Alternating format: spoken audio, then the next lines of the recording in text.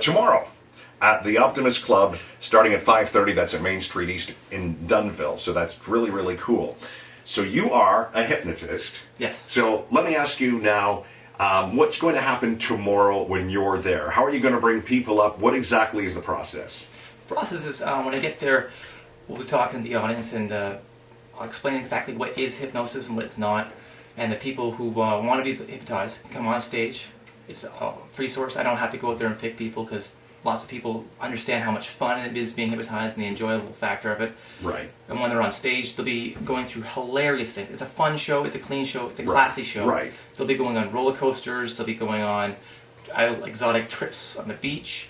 They'll be having so much fun, and their friends and family who are there watching also, they know them as a character, and it's amazing to watch your friends and family do it. Now, what's interesting to me is you were mentioning to me off the air. I always thought that they managed to get people, but you said they have to be open to the idea. If anybody sits there and says, "You're not going to hypnotize me," chances are it's not going to work. That's 100% correct. You can't hypnotize someone against their will, morally or ethically, to do anything against their will, morally or ethically. Well, if you see someone up there and they say, "Cluck like a chicken," or whatever, so you're telling me that they're open to do that?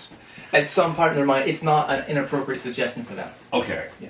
All right. So anything that I would be inappropriate or Steph would think inappropriate, there's no way that you could convince us to do that. 100%. I had a guy on stage one time, he wouldn't stick his tongue out.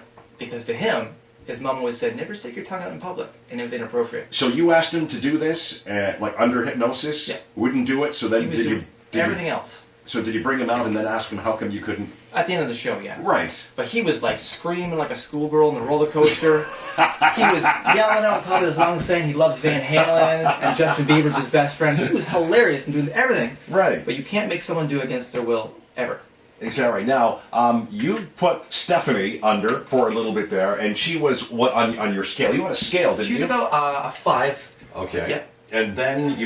And then you put me under. Yeah, and then when I got him, he got to level 7. It's not at a 10, but it's a certain level you get to. Right. And then when I got to Brian here, I could tell when I walked in the room that Brian would be really susceptible and really good.